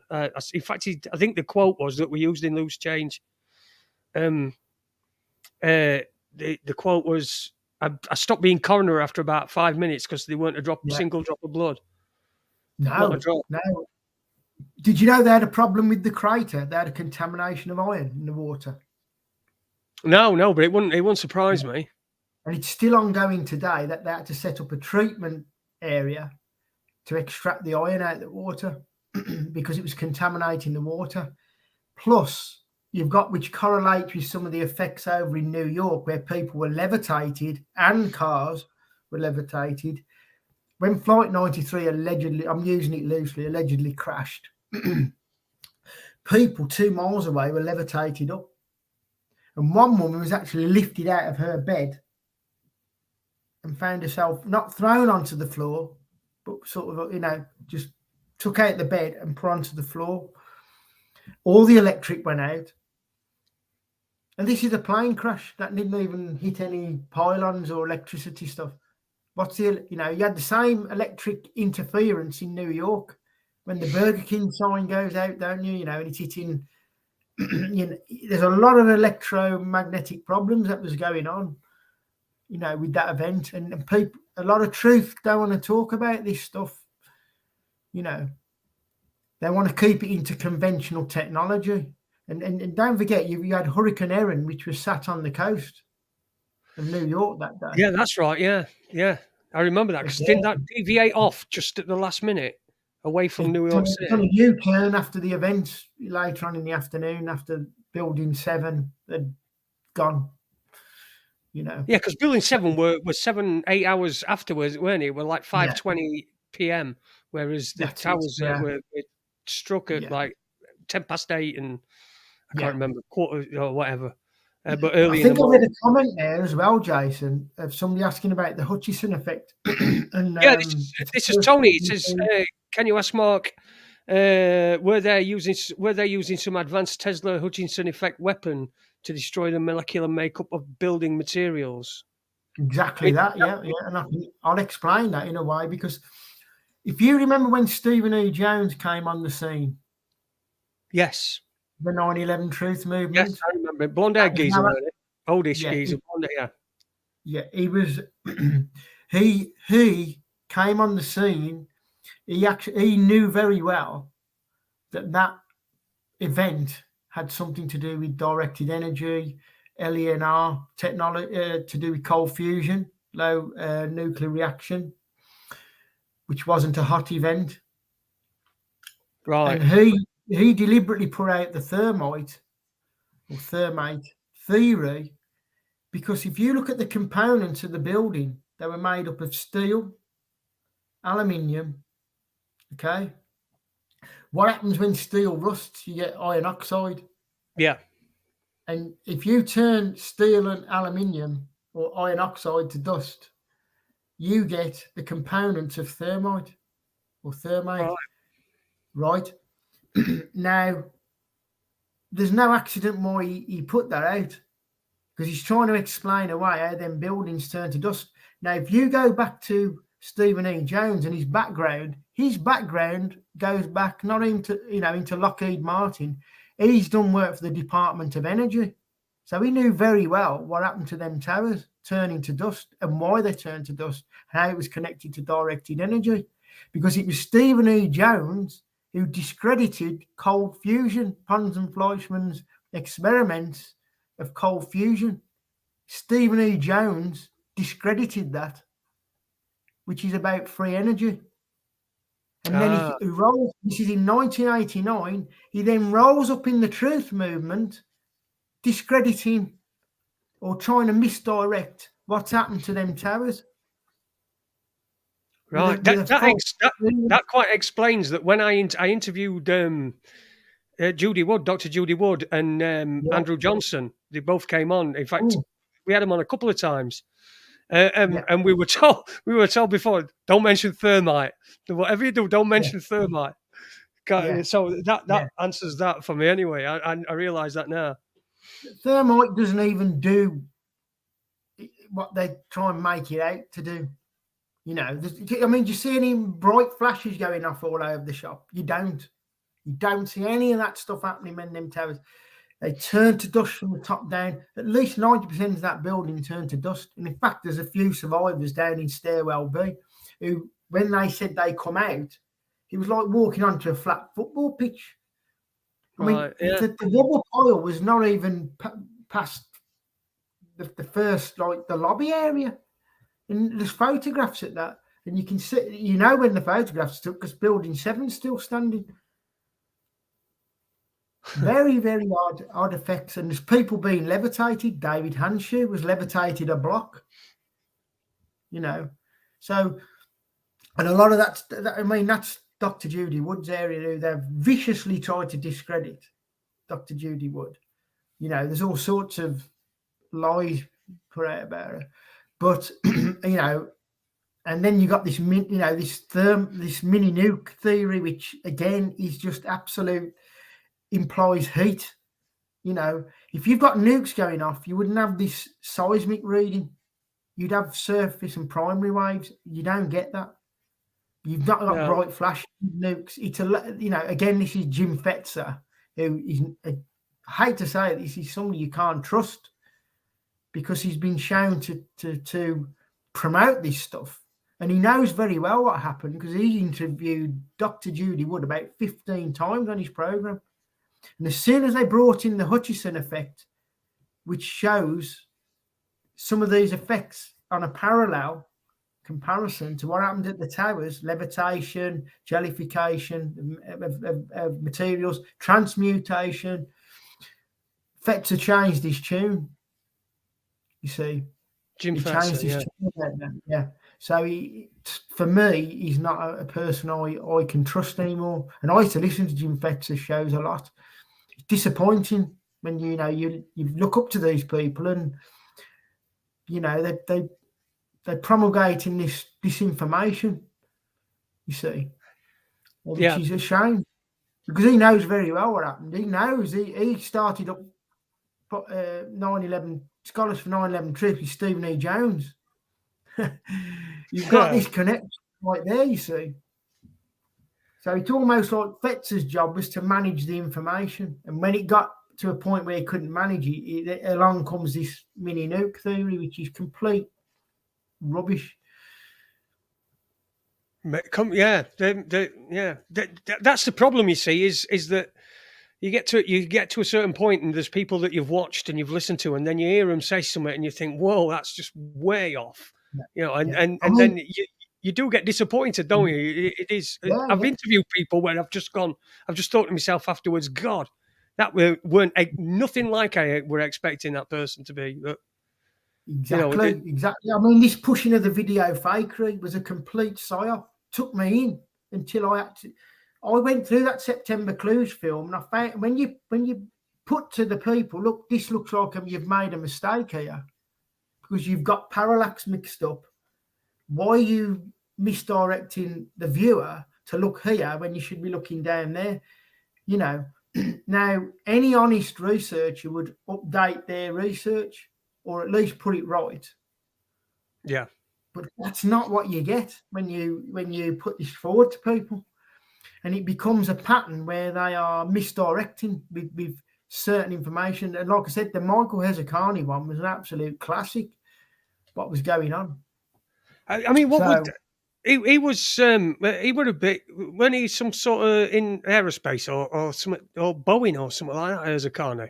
Well, no, he was a diamond jeweler. That's it. Yeah, I knew he was something though. He'd made a few quid, should I say? Yeah. But then again, what's he going to be doing as a tourist in New York if he's not made a few quid? So exactly. And he's seen on that boat. I've pointed him out from this new footage, and Carmen Taylor, and it tallies up exactly where I said he was when I'd done it all through the Google Earth. We had somebody who visited the site as well in New York, went into Battery Park, got on the ferry, and we lined it all up perfectly. So all this stuff by, I do remember BS Registration, an early researcher, where they were saying, oh, Michael Hezekiah's location doesn't exist. It was absolute disinformation. Poppycock. Disinformation. Yeah. Because you can pinpoint it perfectly. And it's in an elevated position on the ferry. Top floor. Yeah. Top floor. Yeah. Which is where Carmen Taylor said she was. I saw that one this year, didn't I? The one that you're referring to that came out this year, that came out right on the day that Russia invaded Ukraine, wasn't it? I think that came out. That was weird, weren't it? Someone's held on to that all this time, and then it's been released. Mm. But then again, seeing what happened to some other people that stuff were, that were put out there, I can perhaps understand it to a certain degree. Yeah. Sean Amos says, brainwashed anti-truthers insist a few bad apples took down the towers and the Constitution is freedom. Ha, ha, ha, ha. Controversy gets clicks, means cash. Sadly, these truthers are just a network of grifters. There are some, there's some people, I ain't got a dog in this fight. I'm just here just like trying to bring entertainment to people that, and for myself as well. It's like you say, your mental health is key to everything, especially when you're looking at things like this as well. Your mental health is key to everything, and to protect that. Listen, everybody keeps asking me. I've got a number of questions that I've got started. So we've asked that one. Bandit Buster also said, "What does Mark think of Everything Is a Rich Man's Trick film? 9/11 to JFK." Francis Richard Conley. What do you think of that? Yes, you've interviewed him, haven't you? Had him on? Yeah, I've interviewed him a couple of times. In fact, I spoke to him a couple of days ago. He were asking me about something. He wanted me to investigate something, and he said he'd come on again, so he'll be on soon. But yeah, what do you think of his film? Yeah, I think it's a good film. Do you know, it's been that long ago since I watched it. I'm not sure what his position was on 9/11. I remember the JFK bit because I know he said about the Gordon Arnold thing on the grassy knoll was probably a bit of a distraction. Yeah. Which is very possible. You've seen it anyway. Yeah, it's a good film, yeah. Yeah, it is good. Film, yeah. Very long film, yeah.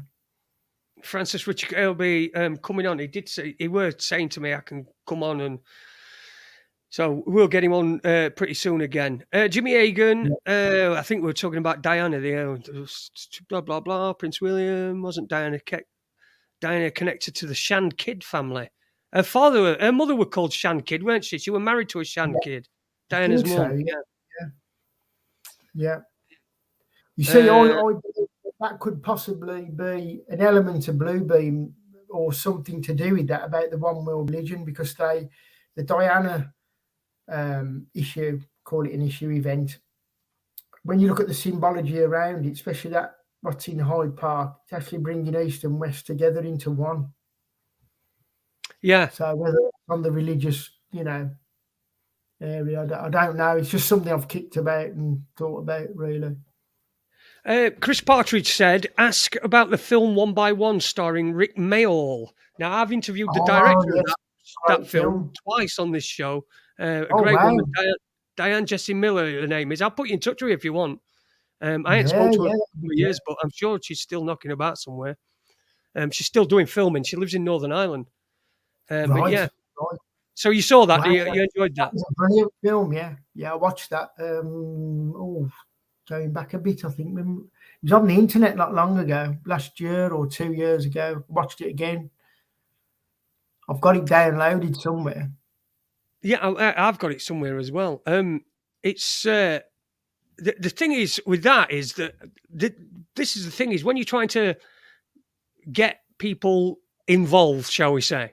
Let's not talk about waking people. Let's get people involved in what's going on around them. I think that's what we should be doing. There's more people now getting involved, know we're at war and what have you. Because I was a massive Rick Mayall fan. That's why I would like chomping a bit to interview Diane, and we pretty much spoke about Rick Mayall most of the time. Anybody's not seen that, if you look back on the YouTube channel, Diane Jessie Miller is her name. She was she's the director of One by One, starring Rick Mayall. She's been on this show twice. Really good interviews. But when I went onto anything, I'm a massive Rick Mayall fan, and whenever I went on like on Facebook, something like that, and I went on where Pager is, that people were, Rick Mayall fans, and because obviously he died in 2014, 2015, something like that. Yeah. And I tried this. I tried to put that on. I tried to say, has anyone got a copy of One by One, Rick's last film, something like that, daft, and it just always gets deleted. It's just a weird thing. That's why you have to download it or it disappears. Yes, you have to. Well, I've got a copy anyway. I've got it. I know I've got a copy somewhere. Someone, Chris Partridge asked that as well about the One by One. Prince William. Sorry, I'm just reading some of these. The Home Secretary is supposed to be present at the royal birth to make sure it's a legit baby heir to the throne. I didn't know that. I don't know how accurate that is. Okay. Have you heard I that? mean, I did hear a rumour that they delayed the pregnancy until that date, the 21st of June. Right. So I don't know how true that is, but it just seems that it's a significant day, isn't it? Yeah, it is. It Our is. calendar. And time in April as well. Just go back to the first kid's birth. I think that's talking about Williams and that nurse who topped herself. Do you remember that? I can Yes, remember. yes. She answered the phone, didn't she? On a prank call. Oh, yeah, she did. Yeah. Christ, yeah. My God. Yeah, And that then were a few years ago. ends up. I think that was 2012 as well. Yeah. Let me have a look. Here we go. Yeah, so let's talk about your. We've got about 10 minutes left. Let's talk about what. Let's get a little bit into Project Bluebeam as well. I mean, what are your thoughts? Right, yeah. What are your thoughts on that? We've got about 10 minutes left. I just want to, I want to know your thoughts on it, and also tell us about who you're going to have on your podcast and where people are going to be able to find it and stuff like that. So that this weren't a wasted journey. Yeah. Well, thanks, Jason. Yeah, Project Bluebeam. I think I've been trying to really look into that of late, and I think you can track quite a lot what's happening in Project Bluebeam now. So it talks about the cashless society, it talks about a collapse of the economy to make that happen. Talks about microchipping animals, which has already happened. So a lot of it's already happened. Weather issues, earthquakes, sort of like archaeological finds, which is going to really change what we believed to be true. Obviously there's the I think it ties in with the how can I put this? If you look what's happening now with all these Pentagon releases and the change in stance by the press about UFOs, that's quite significant. It used to be a bit of a piss take, wasn't it, when they used to put anything in the papers? But now it's almost like they're trying to ramp it up with the general public to be taken seriously. The attitude has changed, even to the point I think they set up a unit in the UK of to what would happen if we had an invasion by aliens, and I think there was something on one of the daytime programs. There was something on Discovery or something like that a couple of years ago, and that were what would happen, and it came to the conclusion that inevitably they were going to be hostile. But I mean, you look at that series V. I mean, that the second one, I think, after that first pilot come out, it was in 1984. Back to that year again. Yeah. So that envisaged an alien invasion. So I think what Sergei Monast was talking about, I mean, he does outlay such a lot of things in if you've ever read it. I know it's translated, so some things could be missed in translation. But if you've ever gone through it, there's a lot of things that's correlating to what's already begun. And as far as I'm aware, he wrote that in 1994, a lot of that. So just seems a lot of comparisons to what's going on. Now talk about epidemics in there, which is, well, we've already had those, haven't we? They're already like a sign of it. And, there's talks about vaccinations and displacement of people. Yeah. So all that's to do with Agenda 2030, 2021, 2030. So it just seems very, a lot of things correlate with Bluebeam, which, so for, my opinion, that it's already underway. This Project Bluebeam's already been underway. How long's Project Bluebeam been like a thing? Well, it's mainly been when Sergei Monast, I think he used that term. So, and that would have been in 1994. But if you go back in history, they've spoke about how they would like to use an alien invasion to bring around a one world society, government, Religion. to control, and get rid of war. And they've tried to use that. Right back, I've seen stuff written in the 60s, 1960s. I think it's the Iron Mountain report that Kennedy sanctioned to looking at peace, and I think that was one of the things that was suggested in the report from Iron Mountain. Right. So it goes back a long way. I think that idea of an alien invasion to be, and I think War of the Worlds is obviously some type of trial run of how they can use media to manipulate people. And that worked as well. I mean, it really, that manipulation worked. They were absolute chaos, weren't they, when that were broadcast first time? Yeah. When people didn't know it. And that's where we are now as well. We're in a place where you don't know reality if it smacks you in the face. You don't know the reality of anything. You can't call anything what it is. Facts are irrelevant now. They're just throw away. You can call anybody anything that they want. You can't call anything. You can't call somebody what you want to call them. You have to call them what they want, and it's all just it's all just crazy. And I could see people swallowing an alien invasion. Which is why I felt it's important to get the technology out there, because that's going to be one of the main key pieces they use. And I know they've got technology to put voices in your head. I've documented that. Blue Blast Media was part of that, which Rick Clay mentioned as well in his interview. So there's a lot of it. There's a lot of stuff that's on the table that they could try and pull something like that off. I mean, if you think about it, they've used an invisible enemy, which is a virus, which a lot of people, it affected them, but they believed in a big way, and that's something invisible. You imagine them giving them something that was so believable. I mean, if you change the airplanes to spaceships or whatever, and the directed energy weapons doing the buildings, you've got an alien invasion. Hey, of course you have. Yeah, of course you have. So when are you planning on Enlightened Times is your podcast? It's when are you planning? You've not begun yet, have you? You've not done any interviews or anything like that? I've been arranging some guests to come on. I'm probably going to record rather than go live at first. So I'm arranging a few guests. I've got Robert Goodwin, who talks about transcognitive spirituality. It's trans mediumship. I'm going to have Chris Hampton on. I've got Richard Short, who is a truther and big protester, with the COVID.